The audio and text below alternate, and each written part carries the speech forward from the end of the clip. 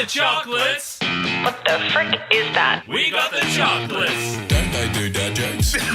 We got the chocolates. Wait, there's a podcast? Yes. Really? Scouts, welcome back to another episode of the We Got the Chocolates podcast. I'm Leigh. I'm Skin. And that is all we have for you, but it's really just a very quick and brief intro for which meant fairly similar things, I would have thought. But yeah, just because we have these good chat episodes going on at the moment, I think this is actually the last one that is out today, and that is with yours truly. Mm-hmm. Lethal. Save the best till last, eh? That's the theory, I think. Okay. Certainly the most talkative till last. Yeah, absolutely the most talkative. I was worried about mine because I wasn't sure I'd speak very well or get enough words out. You did not have that problem. No. Went for a while, just got to sit back and listen to a lot of stuff. And I think this is when we were severely hungover too. This was post our last night in the Hunter Valley. So we were meant to be like packing up, and instead I was just continuing to talk. And so the episode's probably like long. I don't think it is actually. I think it cut down nicely. So we'll be fine. You'll love it. And it was enjoyable. It's good to listen to. Excellent. Unlike all your normal gear, you know. Well, here's how it went. All right, guys, welcome to our the final of our good chats. Lethal, you're... Yeah, if you guys could just shut up. Make sure that stays in. Sorry, now back to it. So welcome to our... This haircut's given me some serious anger issues. Angry Anson. No, Lethal, your turn to jump in the passenger seat today. You're usually the driver of our little show, but welcome, mate. Thanks, man. Looking forward to it. Yeah, it's going to be quite weird to have to listen to other people talk rather than just talking over them. Yeah. I was actually going to ask you about that. Like, is this going to be weird for you? Like, is this going to be like completely different to what you're used to doing? Well, it obviously is, but is it going to feel weird? Oh, I think probably now. To be fair, I think that like the actual we sort of take the piss out of the driving the show a little bit. That was probably never something I really even knew I was doing up until maybe a year, like similar time to when sort of we spoke about Mika starting to film, and when we sort of started taking it more seriously. I guess we spoke to Mike Fitzpatrick, who's sort of like our podcast manager, and that was basically a role that he sort of said, you're kind of doing this, but I was like doing it without knowing that I was really doing it. So I guess once he sort of pointed it out and said like, oh, in every show there's, driver, reactor, which is probably more what you sort of are. The guy that sits and laughs in the background, which is obviously what Skin is. I don't know if that's actually a role, but anyway. I guess I probably embraced it more from that point. So it is like sometimes I find myself sitting like when you were running like a game in a podcast the other day that probably you really should have been driving. I was like feeling weird. I was like, oh, which button am I pressing? Like, yeah, it's probably just something that I've now, since we made that conscious, I guess, choice to describe it as like driving the show kind of thing. And it's something that I aspired to be like Hamish and Andy when we were kind of growing up, and now like listening to their show with that lens, you can always see that Andy's obviously the driver of it, and he will like hide stuff from everyone else in the hope to get a reaction from Hamish because he just says dumb stuff or funny stuff or whatever. So yeah, it's probably something I like doing now, to be fair. Yeah. Awesome. All right, we'll take you back. So childhood, brother, sister, I'm assuming sport was a massive part of the Drennan childhood experience. Yeah, most certainly. I think I'm probably like pretty fortunate in the fact that like early years, Dad was very involved and loved sport. So I definitely remember playing everything. He was from South Australia, so he was actually big like Aussie rules man. But then because he'd moved to Brisbane, he'd embraced league as well. Loved cricket, loved tennis. Like he would pretty much watch any of the sports, which meant that I was pretty exposed to it very early. And I definitely played tennis, baseball, soccer, league. I tried when I was like a little bit older, like probably more 12, and Aussie rules and cricket always sort of like the constant, I guess. And I think Dad probably, Mum and Dad helped foster my love for that. And then Mitch obviously came along 7 years later and obviously was pretty useless in terms of backyard cricket and stuff early doors, but then Glad you added that little bit in. yeah, but then I think Dad by that stage, by the time I was maybe like I don't know what Mitch would have been 4 or 5, and so I was whatever that is. Yeah, 11, 12. 11 or 12. Dad was, I think, probably over bowling to me in the backyard and me spitting the dummy every time I got out, and him never getting into bat probably. So I think he tried to convince me that Mitch could be like, you know, you could teach your brother how to play, and then he could actually play with you.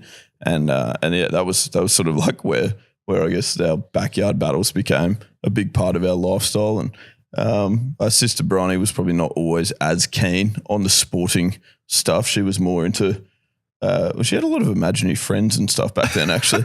so I think they ended up being like one-on-one battles for me and Skin. I taught myself how to bowl with my left arm just to like even the competition in the backyard, because obviously Skin was younger.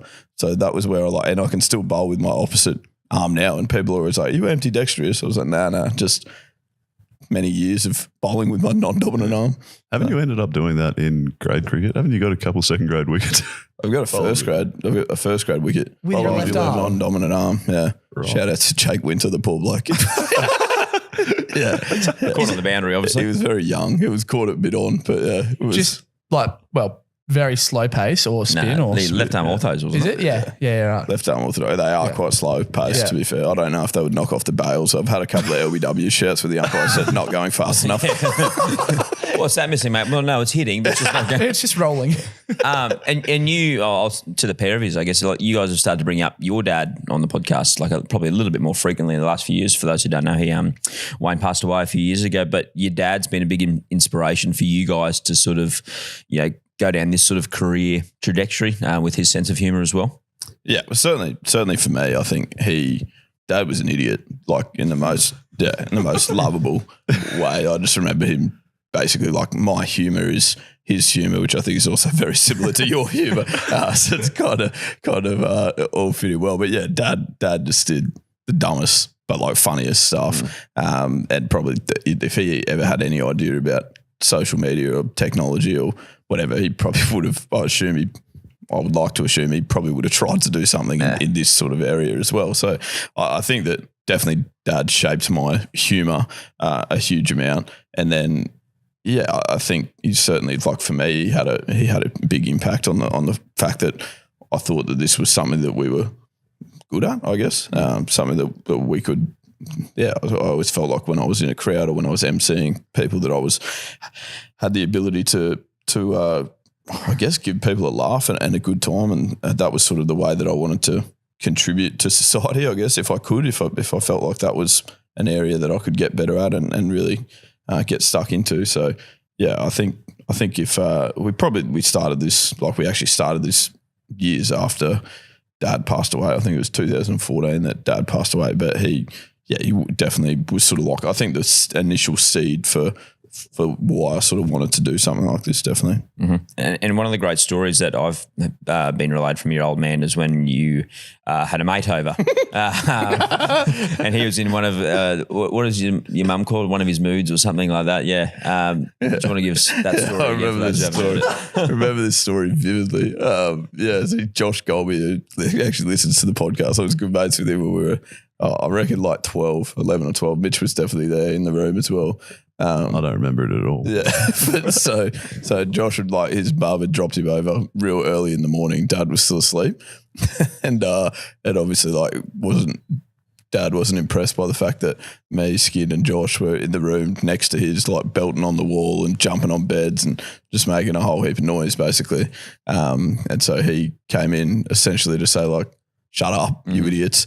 But he was quite a nude sleeper. Aren't we all? So he came storming in, not knowing Josh was there, obviously, just thinking it was his two sons. Yeah. He opened the door, gave us a massive spray, like just like, "What are you doing? I'm trying to sleep. Worked till whatever last night." Blah blah blah. Gave us this huge barrage, and then looked at Josh and was like, "Hey Josh, that's a penis." Oh, closed the door and walked out again. That's very, very good. So good. Yeah. Oh, it's amazing. But he was just, I don't know. We'd have so many stories. Like it would just random stuff. Like I think people take the piss out of me now. I think Mikas has probably seen it heaps. The way that I sort of talk to Rochelle and stuff like that. Like when she yelled at me yesterday, Mikas was sitting across the table. Yells at me most days, obviously, but yelled at me. This particular one. Yeah, Mikas was sitting across the table editing, and Rochelle yelled at me. And then I was like, oh yeah, fair enough. You want a little kiss? just like, and I just do dumb stuff like that. But I remember Dad would used to walk into our house and like out of nowhere, like we could be sitting there studying and stuff like that, and like Dad, he wouldn't, like, even after him and Mum separated, he would still call her like, I don't know. He'd call her everything. He'd walk in and say, "Hey, Mama." Yeah, he'd say, "Howdy, Mama." Yeah. This is like 8 years after they separated. Yeah. And then whenever she got angry, he'd call her the fire-breathing dragon. Perfect. Yeah. Wait, so do you think a lot of you being a dickhead is more learned or just from him? Is it nature or nurture? Yeah. I think he definitely nurtured it for sure. Like I was probably, I don't know how genetics work, but there's probably a predisposition to find stupid things amusing and try and make as many puns and stuff as possible. So yeah, I feel like definitely, obviously, it was a passion that he probably nurtured, well, like that he inspired early days, and then since that time, I've probably nurtured it myself quite a bit in terms of I would say. And it's obviously good that you've ended up finding yourself in a spot where that's somewhat useful, doing a podcast and trying to laugh with Cody, I guess, regularly. But you'd be surprised, I actually weaved it into my teaching a lot as well when I was a teacher. Okay. Yes, well, that's what the students loved it. That's sort of what I was going to ask about. Obviously, before all this started happening, what were you up to and how useful was that trait? Yeah, well, even through school, you would have been an absolute pest through school, I imagine. Yeah. Some of my teachers, I've had a lot of teachers like message actually about the chalks and stuff. Like, oh, you're kidding? Yeah, saying congratulations and well done. I think more just thankful for the fact that I did something useful after just badgering them for so many years. I think they were quite excited by the fact that it's actually, sort of taken me somewhere. Because I was a bit of a shit in high school. Looking back, I would say I was hilarious, obviously, but I'm not sure the teachers always thought that my moments that I chose for hilarity, like when they were sort of trying to teach a maths class, Mr. Everett and stuff, like if that was really the time that I needed to be trying my stand-up comic routine. Who can make trigonometry exciting? El Drennan. So should you take off that algebra and all that sort of stuff? Yeah, I'm sure they would have loved it. That's absolute classic. So I think at school I probably I was like quite intelligent, but probably didn't apply myself the best as I possibly could. And I always sort of just, to be honest, when I grew up, I just always wanted to be a cricketer.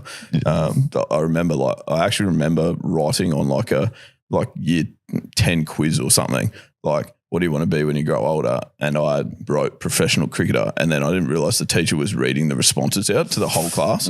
And when she read that, the whole class laughed. I was like, that's stiff. So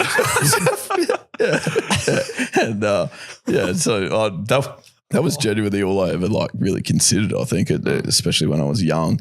And I was kind of going all right at cricket, but probably never. I think that was maybe always a little bit outside my reach. But it was probably 2000, whenever I had the knee reconstruction, like 2009, where I was like, okay, well, because before that I'd probably just done like little jobs and stuff to support me so that I could play cricket and like train for cricket as much as possible up until I was sort of 19, I think.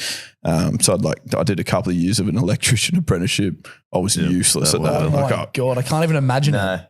So bad. Like I was in my second year and I remember like my employer saying like, you probably should be able to strip wire by now. I was like, oh yeah, it hurts my hands.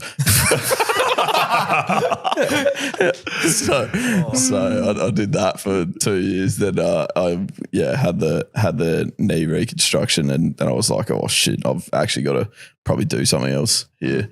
And that was when I started the teaching degree, which was a 4-year degree that I finished in 8 years. So it was good. Yeah, that took you a while. It makes sense. Yeah, What happened there? Well, I started out as a primary school teacher, and then I did a year of that, and then I wanted to specialise in high school, like PE teaching. Yep. And then I also had a year in England playing cricket in 2012. So I'd sort of put it on hold for that year. Gotcha. Yeah, I think I would have started in 2010 and finished in 2016. Oh, yeah.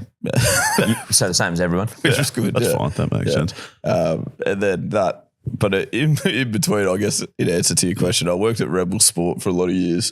Great, I just David. managed to weave pun making into all of those things. Like I remember there being like a big sale one time where they literally paid me. Like I was meant to be in the footwear section, obviously, but I got distracted, and so Start hitting 400 yeah, and so tennis rackets. like there was this massive line of people just waiting, and so because like that's not a great shopping experience, I just started like walking around and making puns to them, and like going up and like not interviewing them, but just speaking to every customer, like trying to make them laugh. Some of them gave me donuts, but then a lot of it just loved it. So then my boss like put this orange vest on me, and I just became like the checkout manager. Yeah. I was just like walking and checking in with everyone. It's not even a real job. It was absolutely not a real job. I was like, this is the best day of my life. I'm literally just having conversations with customers that should be angry. With the job at Rebel Sport as well, did you ever encounter sort of maybe any customers that maybe they lingered around too much, maybe brought some gear back that maybe shouldn't have been in the back office or anything like that? Yeah. That's a great story. I worked at, it was actually Indooroopilly A-Mart then, which was very close to Goaty. I was playing at Valleys. This was whatever, 2012, 13 or something. Yeah. Something like that, And I was playing, I lived in the Redlands, but I worked over there closer for cricket sort of thing. And it was just some of the Goaty obviously knew that I worked there. So he would regularly find ways to come into the store and just be there. I'm not sure why. But just in one particular instance, we had this cricket bag that Goaty had actually did get from Queensland Cricket. Back then, we were both like doing After school. Yeah. Okay. So we did like cricket coaching for a bit of extra income. So Goaty had actually taken this bag, but then I'd said, hey mate, can I borrow that bag you've got? I've got to do a school like this afternoon sort of thing. And so I ended up with this cricket bag. And then when I rang Goaty to say, I'm dropping this bag back to you, he was like, nah, I don't want it. You take it back to Queensland Cricket. And I was like, I'm not taking it back to Queensland Cricket. You got it. You take it back. And so it just became for like probably 6 months, this thing of like dropping it at each other's house and like trying different ways to make sure it was like he bike locked it to my bed. Like just like stupid. Obviously much easier just to take it back to Queensland Cricket. But no fun. We were talking about this the other day. We actually don't know where it is. Like, because neither of us ever took it. Yeah. So we don't know where it is. It's still on Leigh's old roof. It genuinely could be in my old house. Yeah. Because we absolutely We had did no not take idea. it back. It wasn't taken back. But anyway, this one day, so in the midst of this, I've come out from my lunch break and the girl at Indooroopilly A-Mart's gone, oh, Leigh, someone just dropped off a nice package for you. And I was like, what? Like, because that wasn't a normal thing to get deliveries to your workplace. and I walked around the corner to where the counter was, and it's this stupid cricket bag.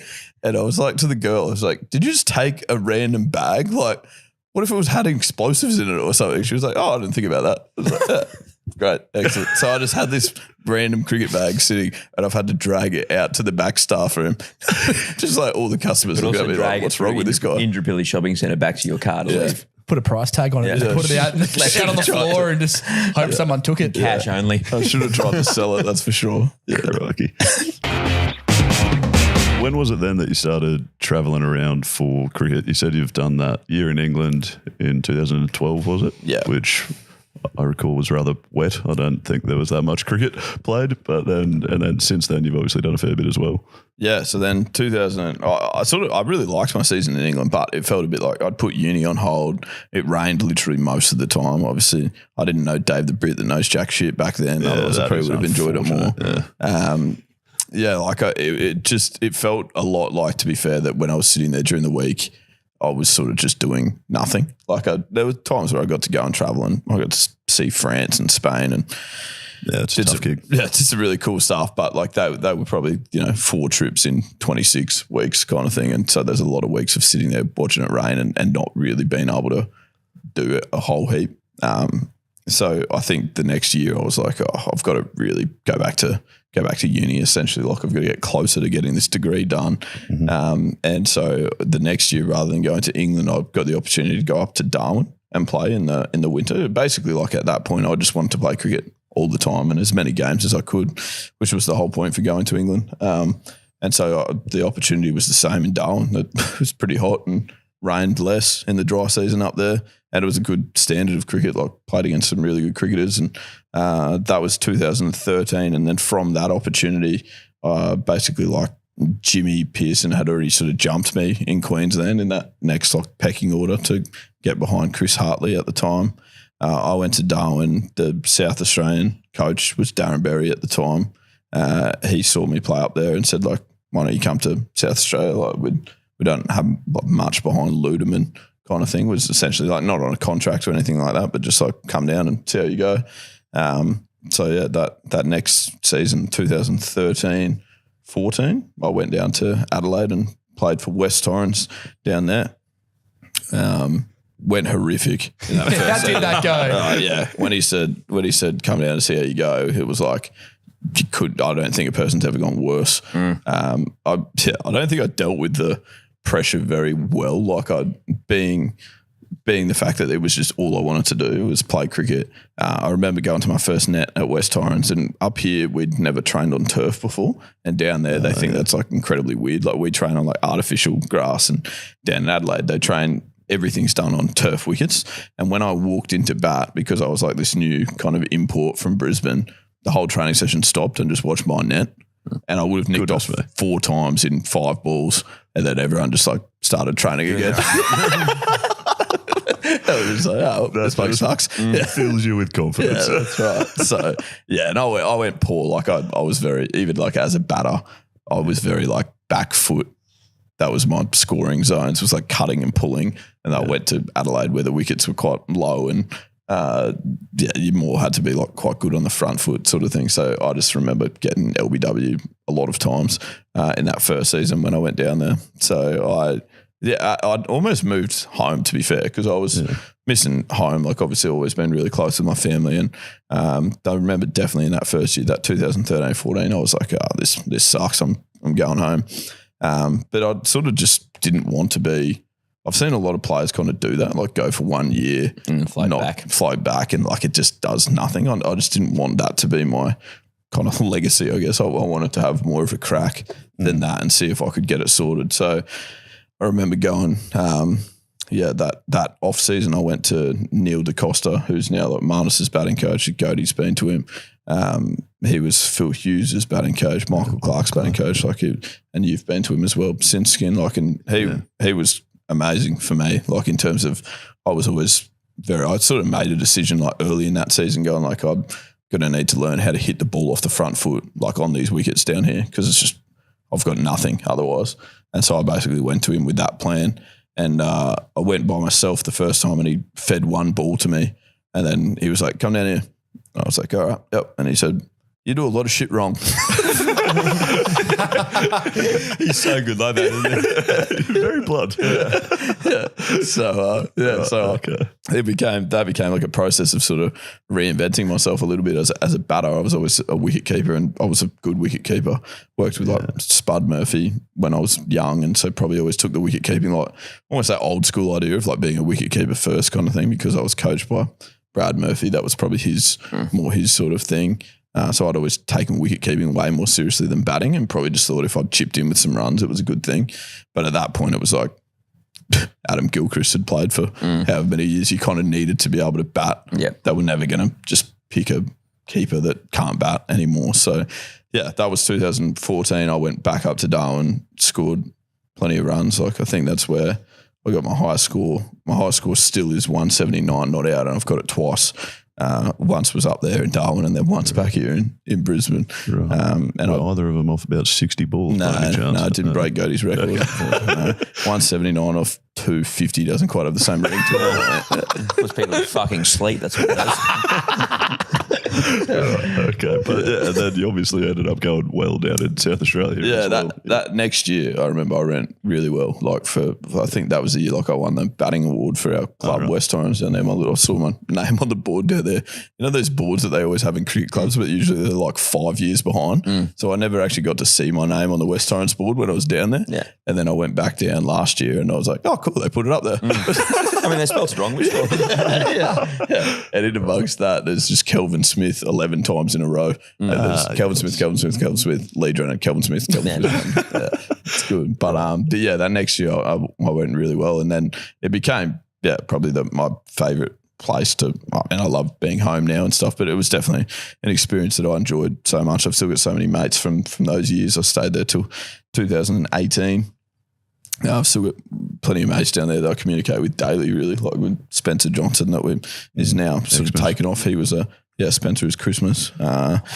Is he ever? But like at that stage when I was playing, he was a young kid that probably like got injured a lot. But then when he played, we like this guy bowls rockets, and it was it's cool to see those guys that I played with, like Daniel Drew, coming through and kind of being good state cricketers now as well. It's a cool thing. It was a great club and like something that I'll always look back on incredibly fondly. I think when I moved back in 2018, even I was a little bit like probably didn't enjoy playing cricket as much as when I played there.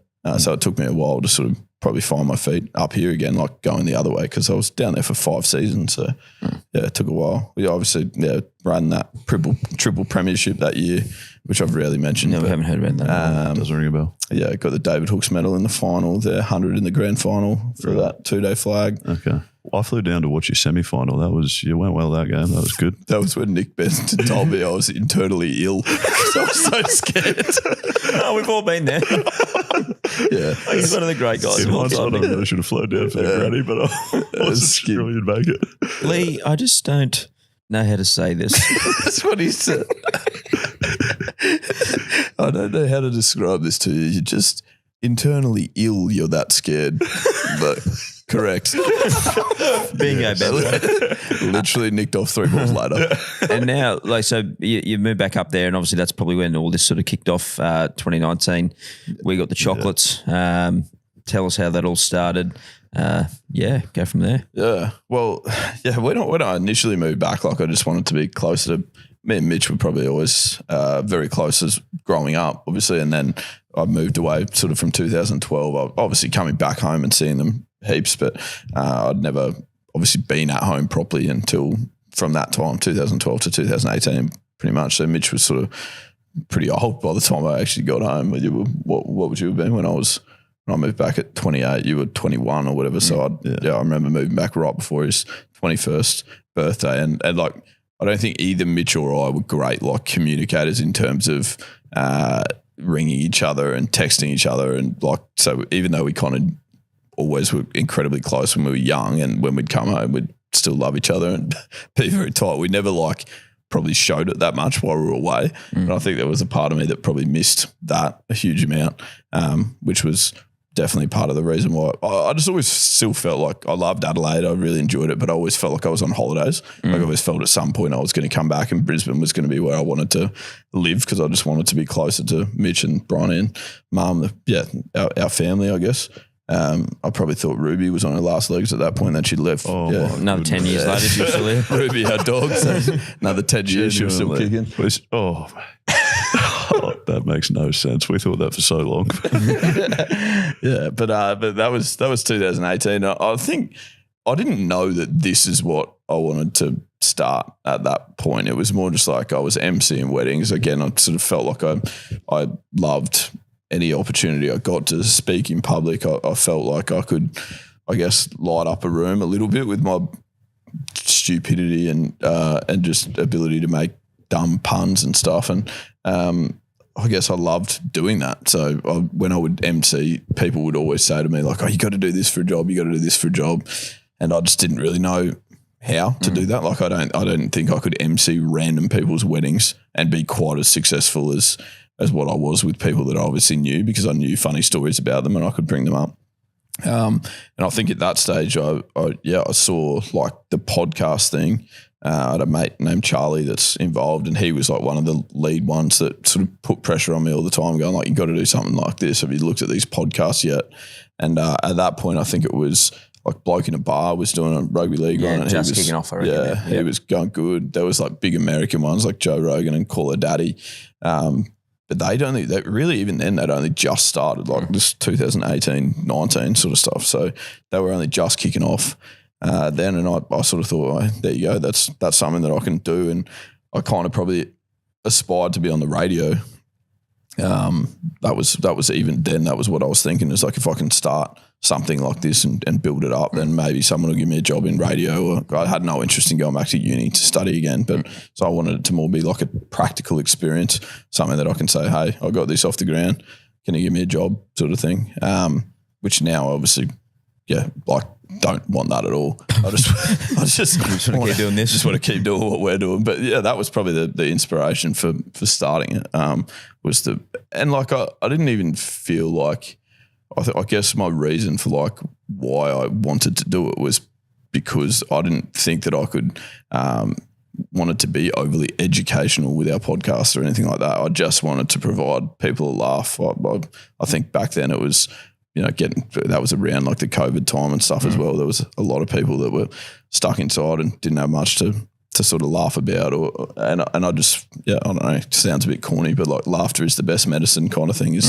That's always been my approach to healing. If I'm not having a great day, I think having a laugh and finding something to really have a good cackle about it gets me in a better mood.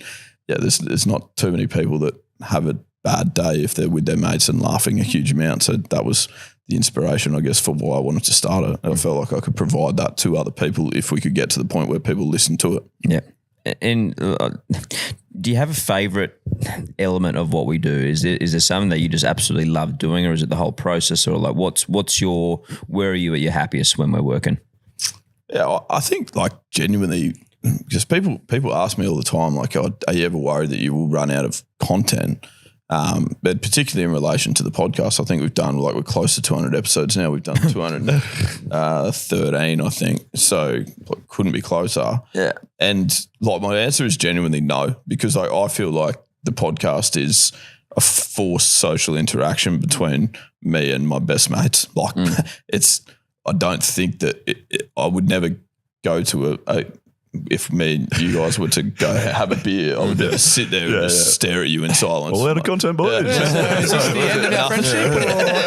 Well, it's so funny because we will often say, like, why don't we just, as soon as we like get to the office, something, let's just turn the fucking mics on from there. Yeah, because it's just probably us as a group. That's just who we are. So because at the moment we just find ourselves saying sifter all the time. Because like the stuff we want to talk about in life, we're like, oh, this would probably be decent content for the podcast. Like and for that reason, I'd never get worried that we would run out of content, because I think they're just genuine conversations that we have that we then maybe frame with a jingle and stuff and get Mickers to sing. But but I think that's what I like. Stop doing that, I reckon. That's what I like the most about it, is I think that's where I'm at my happiest, is I feel like I'm just having a chat with my mates, and that other, like the chockies kind of are involved in that, really, that they're obviously they can't talk back to us, but they just get to listen and feel like they're included in a group of mates, which I think's a really cool thing. And that's what I love doing. I find whenever we hang out together that we laugh a huge amount. You usually do stupid pranks and stuff like that. And Where did he ever? Oh boy. 15 minutes ago. Poor Skin will just need new underpants. and like that's what we do, is have a great time. So all that really is happening is that we're recording it, and I love that. I think that's pretty awesome. Yeah, that's so good. And I asked the same question to Mitchie yesterday. So what's next? What's next for the Chocks? Where do you see us? Where are we going? Yeah, like I think that it's cool that we've probably started even more as a podcast, but we've been able to branch out across like social media, and I haven't seen too many people that are successful at doing both, if that makes sense. Like successful at doing a really good podcast and also have a really good presence on YouTube doing other videos. We've got some great video ideas, and I haven't seen a lot that have done both incredibly well. Like a lot of people are obviously very successful on YouTube as well, like Joe Rogan and stuff. But he's just putting his podcast up, and I genuinely love doing the podcast, but I also love doing like those stupid other video ideas we've got and stuff. And I would love for us to be able to do both really successfully. And I think we've definitely got the capacity, the people in this room to be able to do that. And I'm excited to keep getting better at. And the other thing for me, I reckon, is that we didn't really, certainly Mitch and I weren't, like, obviously Mikus was a video guy, but we weren't at all. Like, we didn't know how to do any video editing. Yeah, same. We didn't have a clue. We're like, I think being involved in this process and this sort of project has given us opportunities to learn skills that I never thought I would. And I think we can keep, the exciting part about that, I guess, is that the point we're at now, I feel like we can continue to get better and better in terms of the quality of product that we put out, the videos that we put out. The speed in which we put them out. Always worth the wait though. But then, like, I guess longer term than that, I could see us doing like I watch like the Grade Cricketer boys do like a live tour where they present on stage, and I've always thought that that's something that we'd be unreal at, and that I would love to do. Speak for yourself. A couple of deck chairs. Two at the front, two at the back. We won't turn Skin's mic on. But yeah, like I don't know. Even like Mitch obviously takes a piss out of how scared he gets in front of people and stuff. But I think you would also like the idea of doing like a live tour sort of thing like that. That's a project that I think it's probably would be awesome. something that makes us so unique, is that like the four of us in this room plus Disc over there as well. I think we are so similar, but also so different as well in regards to what we bring to we'll call it a show, but and that's probably what makes it so good. The fact that we can literally just take the piss out of each other, and we just leave it at that. It's so fun. Yeah, I agree. Yeah, it's amazing, and I think I would enjoy that a huge amount, and being able to do that. So I don't necessarily think there's like massive grand plans. I think we're on the right track and the right pathway. It's just, like you said, like getting everything better in terms of quality, but then definitely also the speed that things go out and like the processes for how we work as a business that's still very new and like 6 months ago we would probably still not even talking about it as a business. Like it sounds kind of weird saying that. It was something that we started as a hobby that we now think there is an opportunity to make. Yeah, we now have an office. We think there is an opportunity to make it a successful sort of business when we talk about stuff to do with merch and stuff like that as well. So there's lots of just little elements that we've kind of done little bits and pieces on that we've never obviously quite nailed, and we'd love to over the next couple of years get those processes really effective. That would be a very cool thing and a cool achievement, I think. Beautiful. I think that might wrap us up, mate. Thanks for letting us grill you for a change. Thanks for letting us give us the car keys to the show. Hope you all enjoyed it. No worries. Thanks, man. Can you pass me some wine? Or a beer? Oh. Also, Leigh, how's your head? Yeah. Yeah. I didn't speak at all about the Yeah, I know. jazz. We really jumped into it. Yeah. We must admit, We're blind. Yeah. Well, we're not blind now. Not anymore. We were last night. 7 hours ago. So I feel was- horrific. Leigh was blind cutting my hair. Yeah. Oh, yeah. I gave Mikus a haircut. Mitchell ate pizza in the pool. We've got no more alcohol because we're out. Yeah. Yes, we're in a winery, so we really shouldn't run out. Yeah. we're essentially sweating Sauvignon Blanc. We've just got stubby coolers on their own on the Yeah. table. Great. It's been a long great week, look. but a wonderful week. It's a great look. What a week. Goodness me. Go the job. That's been fun.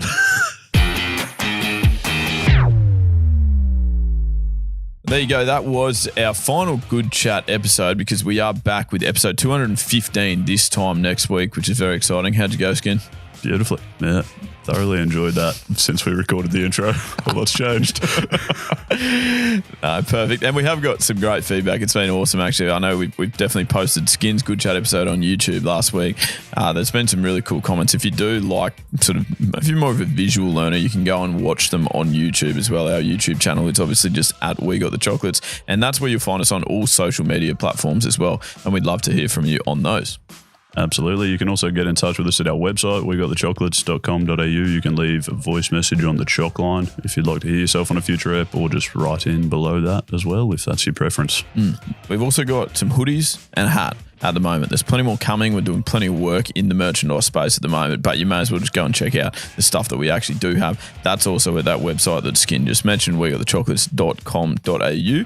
And the other thing that we would love you to do if you are feeling in a helping mood is to just jump onto either Spotify or Apple, wherever you choose to listen, and give us a rating and a review. Make them quite entertaining, and then we'll probably read them out on next week's podcast as well.